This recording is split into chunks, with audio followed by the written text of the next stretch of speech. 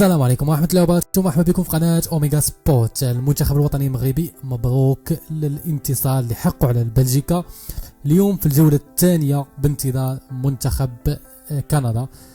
الشوط الأول ما بين المنتخب الوطني المغربي ومنتخب بلجيكا سال تعادل 0-0 وماركا فيه حكيم زياش الهدف، والحكم حيدو بعد ما رجع الفار. وإلا شفنا اللقطة كيتأكد لينا على أن اللاعب غانم سايس كان بالفعل في التسلل.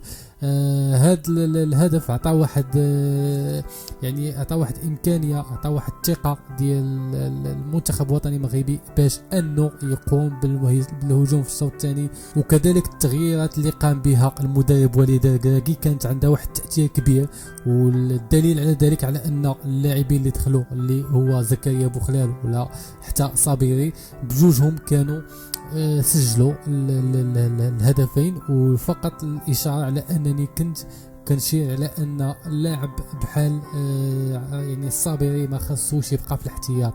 هذا اللاعب خاصنا نستافدوا منه، القوه البدنيه اللي تمتلكها، كذلك يعني السرعه ديالو والتسديدات القويه اللي عند هذا اللاعب. في الشوط الثاني قدر المنتخب الوطني المغربي انه يحسم الامور، والكوتشينغ ديال المدرب وليد الركراكي كان وراء هذا الربح هذا، حيت خرج اشرف حكيمي ودخل يحيى عطيه الله في اليسار وجاب نصير مزراوي. وللمعلومه اشرف حكيمي باش خرج ماشي انا وخرج يعني الاصابه، اشرف حكيمي خرج المدرب وليد الركراكي بسبب ان بلجيكا شافها بدات تتحرك على الجهه ديال اشرف حكيمي، بالنظر على اشرف حكيمي ولا كيطلع بزاف وكيخلي بلاصتو. واشرف حكيمي الى حتى شفناه مع الفريق ديالو عنده الشكل الهجومي اكثر من الشكل الدفاعي، العكس ديال اللاعب ديال نصير مزراوي اللي رجعوا للمكان ديالو. وهذا عطى واحد الثقه وخلى يحيى عطيه الله في الجانب الايسر. ويحيى عطيه الله كذلك قدم اداء صراحه انا تصدمت يعني بس هذا الاداء، يعني ما كنت كنتوقع اللاعب يعني يحيى عطيه الله انه يقدم هذا الاداء اللي قدموا مع المنتخب الوطني، خصوصا يعني نتحدث هنا على يعني كأس العالم بشكل كامل. دخل عبد الحميد الصابري بلاص سليم املاح، وفي ثاني كره غادي يلمسها عطيه الله جاب كفره خطيره في المرمى ديال بلجيكا من بعد مسافه ديال 30 متر.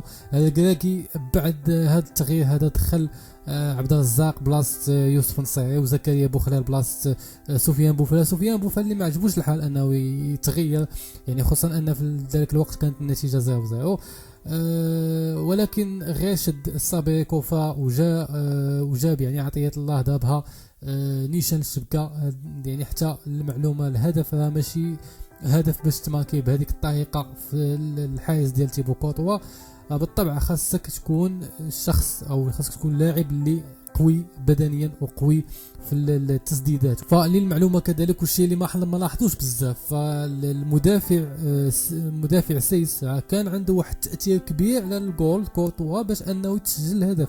ما جاش تسجل الهدف هكاك من التسديده، كان بحال اللي تماركا البيت في النهايه ديال الشوط الاول ديال حكيم زياش، بحال تقريبا ديك اللقطه راه هي من الجهه اليسرى. وهذا كيبين على حتى الفكر ديال المدرب وحتى الفكر ديال اللاعبين اللي يعني كيتقاتلوا بشكل كبير جدا باش المنتخب الوطني المغربي يربح. اوكي، من بعد ما كان المنتخب الوطني المغربي البيت يعني في البيت يعني رجعوا اللعابه مره اخرى يعني للدفاع، وهذا الشيء عادي جدا، يعني ان المنتخب الوطني المغربي بغى يحافظ على الهدف ديالو وبغى كذلك يلعب على المرتدات.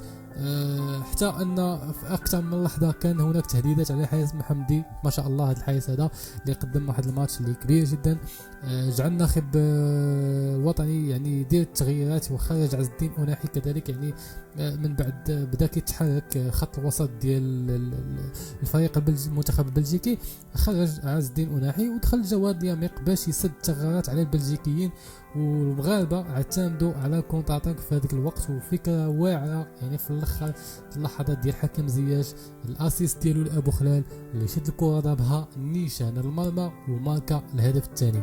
وبهذا الربح اصبح المنتخب الوطني المغربي كيتصدر الجروب السادس مؤقتا برصيد 4 ديال النقاط وبلجيكا، وحنا غننتظروا الماتش ديال كندا وكرواتيا شنو غيكون فيه. وبالطبع هذا التعادل اللي غيكون مزيان للمنتخب الوطني المغربي، وكنتمناو الماتش ديال كرواتيا وكندا انها تعادل فيه باش نشوفوا المنتخب الوطني المغربي تأهل، ويكون واحد الماتش ديال كندا فقط نجيبوا فيه غير التعادل.